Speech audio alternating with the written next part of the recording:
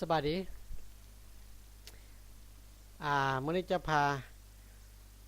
ไปเบิ่งหรือว่าไปเรียนโปรแกรม Adobe Photoshop นะโดยการใช้เครื่องมือMagic Wand Tool แล้วก็ Gradient Tool ข้าพเจ้าจะตัวอย่างเอารูปพระอันนี้ออกมาเป็นตัวอย่างเนาะเขาก็ไปเบิ่งนำกันว่าเครื่องมือ2ตัวนี้ใช้งานอย่างไรซึ่งการเรียนโปรแกรม Photoshop อันดับต้นๆก็คือต้องรู้จักเครื่องมือก่อนนะรู้จักเครื่องมือแต่ละตัวนี้ก่อนหลังจากนั้นเราจึงไปหาวิธีใช้งานซึ่งจะมีขั้นตอนและวิธีการที่แตกต่างกันไปแต่ตอนนี้จะพามาหาเครื่องมือMagic Wand Tool คือตัวนี้นะตอนนี้ก็จะเป็นเครื่องมือในการเลือกพื้นที่ที่เราต้องการเป็นอะไรเราก็ไปติดตามเบิ่งนะเรามาคลิกใส่พื้นที่ที่เป็นพื้นหลังหรือว่าภาคส่วนที่เป็นสีดำแบบนี้เนาะเราคลิกแล้ว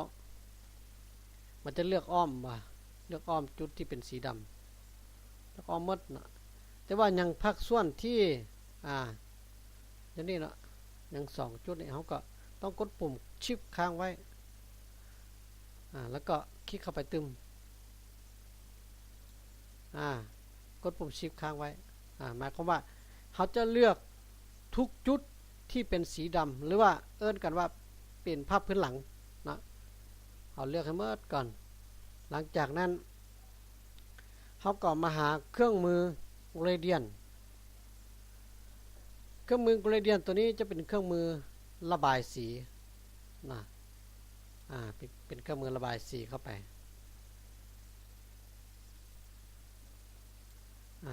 อยู่เทิงนี้เนาะมาเลือกสีสันได้ตามต้องการ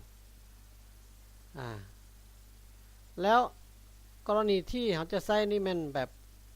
ข้าพเจ้าต้องการให้เป็นสีพุ่งกระจายอยู่บริเวณหัวของพระคล้ายคือกับข้าเจ้าแต้มอยู่ในวัดในวาแล้วเราต้องเลือกหลังจากที่เราเลือกสีห้องนี้แล้วเราก็มาเลือกลักษณะตัวนี้เนาะเป็นแบบพุ่งกระจายที่โหมดนี่ก็เลือกแบบไรก็ได้นะ Capacity นี่จะให้เป็น 100% เป็นแบบเป็นสีอิ่มตัวหรือว่าสีเข้มๆแล้วนะเรื่องนี้แล้วเขาก็มาคลิกใส่หน้าภาคของผ้าตัวนี้กดเมาส์ข้างไว้นะเขาก็ยืดมาพอประมาณเขาก็ลองวางเบิ่งปึ๊บเห็นปะเขาจะได้แบบนี้หรือถ้าหากยังไม่ได้ตามต้องการเขาก็ย้อนกลับเนาะการย้อนกลับแล้วเป็นสังเกตที่ห้อง history ตัวนี้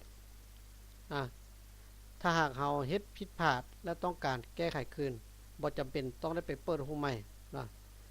อย่าลืมส่องหาคำว่า history แล้วมาคลิกย้อนกลับแต่ละตัวนี้แล้วก็สังเกตเบิ่งรูปมาคลิกปั๊บใส่นี้นะมาเริ่มใหม่ก็ได้เนาะเลือกรูปแบบใดก็ได้เด้อเห็นปะเริ่มมาอีกบัดนึงกดเมาส์ค้างไว้เนาะเราจะเริ่มที่บริเวณหัวหรือว่าหน้าผากกดมาพอประมาณแล้วก็วางเห็นปะสีพื้นหลังจะเปลี่ยนไปนะแล้วก็บริเวณพื้นที่ใกล้กับหัวของผ้านี้มันจะเป็นสีแสงพุ่งกระจาย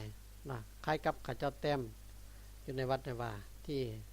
ก็จะมีสีสันได้ขึ้นมาเนาะหลังจากที่ได้แล้วเขาก็กดปุ่ม Ctrl D หรือจะไปที่ Select แล้วก็ Deselect ก็ได้มาที่นี่ก็ได้นะจะเป็นการยกเลิกเส้นเลือกหรือว่าเส้น Selection ละลายนี่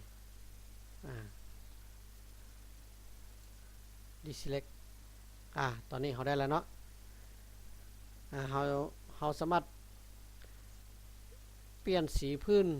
จากภาพมืดที่บ่ค่อยมีสีสันออกไปนะเขาจะได้รูปสีใหม่เข้ามาแทนที่นะ ตอนนี้สามารถนำเอารูปภาพนี้ไปประกอบกับงานกราฟิกงานตัดต่ออื่นได้นะสำหรับเครื่องมือ Magic Tool Magic Pen Tool แล้วก็ Gradient Tool ก็สาธิตให้ท่านเบิ่งมาเท่านี้เนาะซึ่งเครื่องมือ2ตัวนี้ก็ใช้งานอื่นๆได้หลายอย่างหลายแบบที่แตกต่างกันไปขอขอบใจที่ติดตามชม